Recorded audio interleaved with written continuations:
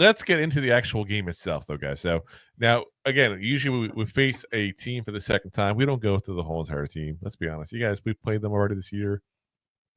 You guys know a lot of the players, So let's get into the differences there. So obviously, this is not not the same Cowboys. The combination of injuries and just a weakened roster catching up with them, and it's brought them to a record of 4-7. They've lost 5 games in a row prior to their unusual win, shall we call it, against the Commanders. But they upset the Commanders, and they look so bad as much as the Commanders look bad. Honestly, no. I disagree with that. They should have won the game. And I mean, don't get me wrong. I don't mean that they like something happened and caused them to win the game, like a bad call from a ref or something. But guys, they got 2 touchdowns in special teams in that game. They did. Special teams stepped up. I'm just saying the Commanders they started off the year pretty freaking hot. Yes. And they have the past month have not played good football. Everyone's talking about Daniels. Jordan Daniels coming in playing great football and how good he's looked. He's not played good. That offense has gotten that defense has not been stopping plays like it has this past month. And obviously special teams is also a problem. So once again, like how good are the Cowboys? How good are the Commanders in that game? Once again, it's also division rivalry. So yeah, what I'm getting is purely the fact that they scored 2 kick returns for touchdowns, and they still only won 34-26. A lot of points per score. Don't get me wrong, but if you take out those 2 special teams kicks, the offense put up 20 points. You can't count on getting 2 kick returns for touchdowns every single week. That's what I'm also trying to get at. It's like, what was the last time that was done? I don't even know off the top of my head, to be honest with you. So you're gonna count on that. The answer. I thought you had the answer. No, I mean you count on one. You count on one of those, and you're like, oh, you win in a close game by one, special teams kick return. Like, how great is that? You win because you had 2. Like, yeah. Is that because the Cowboys played that great, or is it because the Commanders played that bad? By the way, last time that happened was apparently January of 2023, so it would have been the end of the 22 season technically, and that was the Buffalo Bills versus the Patriots, and the Patriots got the 2. Hines was returner. Anyway, what I'm getting at is it still wasn't good. And if you go back to the 5-game loss they had there, the losing streak, the Cowboys average was 14 points a game, and they had 34.3 points a game. So you could actually make the case that the Cowboys are playing worse than the Giants, because the Giants put up about 14 points a game, but we don't give up 34. Our defense has been pretty steady considering how inept the offense is. Give up a lot of yards, we don't give up necessarily a lot of points. Give up the average amount of points while we have an offense that can keep our defense off the field. So, yeah, very fair. Like I said, strength of schedule doesn't matter. Honestly, if you look at the games, let me see. I'll look at the games. Let's do it. So I'm going to them. Oh, here we go. Okay, so Commanders, Texans, Eagles, Falcons, 49ers, and Lions. So yeah, it's been a pretty damn good stretch they've had to go through. But that's still bad. That's still really bad.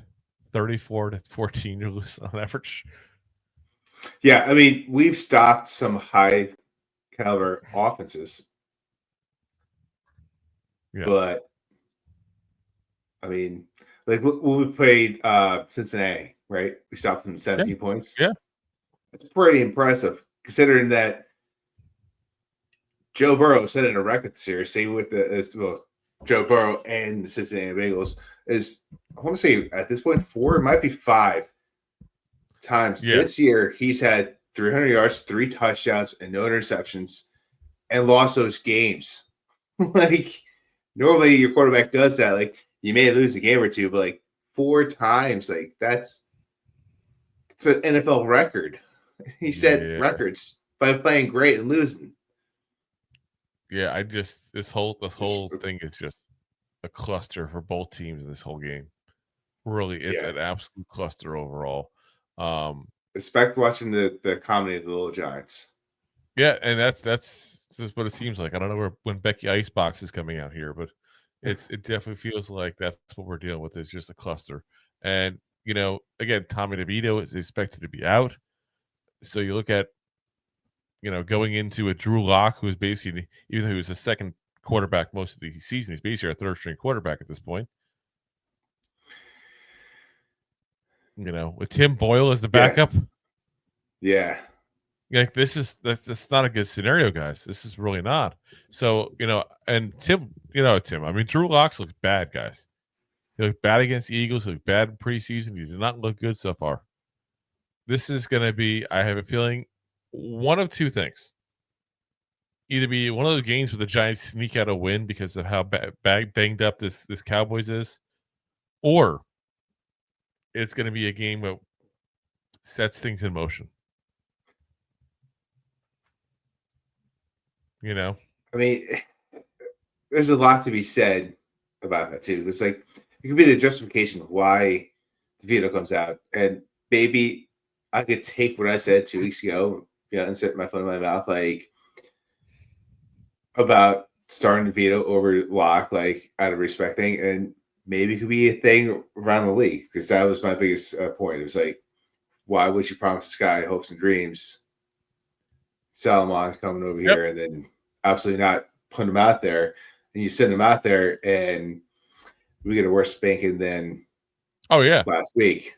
That was like, honestly, even though the Panthers were a worse team, that was the most embarrassing game for us because of how bad we got beaten in that game. Yeah. And like I said, I don't expect the 30-point put up by the Cowboys. I think it's going to be much lower. Just something tells me that we're going to get embarrassed in this game. And I think it's a lot of this going to be the locker room issues that are just going to spill over, and the team's not going to unite very well, and it's not going to be fighting them like there wasn't last week. Yeah. Well, if you see that, then there's going to be a lot of other issues come Black Friday. It'll be a very Black Friday for Brian Table, probably. I'll put it that way. We'll see. Yeah. We'll see. Here's the interesting part for you guys. The Cowboys at AT&T, their ballpark, their stadium, it's been a huge, huge advantage for them to play in Arlington. They're 0-5 this year at Arlington. That's the weird thing. Yeah. They're 4-2 on the road, guys. They're 0-5 at home. So we are playing them at Arlington. I won't say at Dallas, at Arlington. But, it's going to be interesting to see what happens here, because this is like, you go into some games, you go, okay, this is two great teams. One of them's going to make a mistake, and that's going to win them the game. This is the reverse. This is two really bad teams, and one of them going to do something right and win the game. That 100%. Like, someone's going to make one big play, and it's going to change the entire outcome of this game, basically. Or one team's just not going to show up. No. And I can't say, I was about to say, there could also be no team show up. And it goes right back to what you said. One big mistake. Is it perhaps like one, like we can put a Pop Warner game on instead, or is that an option? I think Random High School football is playing. Is it Don Bosco playing or something? Watch that instead. Yeah. Now, guys, just to give you a heads up as well, Rob and I will not be live for play-by-play like what we have been, half the games this year. We will be spending time with family while we're also watching the game. We will be on tomorrow night for the post-game show about 8:30. So keep an eye out for that. And then, like I said, we'll get that rolling there. Might even be a couple minutes early, depending on what our schedule is. But by 8:30, definitely. Best way to do it, though, is hit that like, hit that subscribe, and you'll know exactly when we go on. Because your phone will tell you. Your phone will tell you. And the best thing is just hit all the likes and all the subscribes and all the different outlets we're on.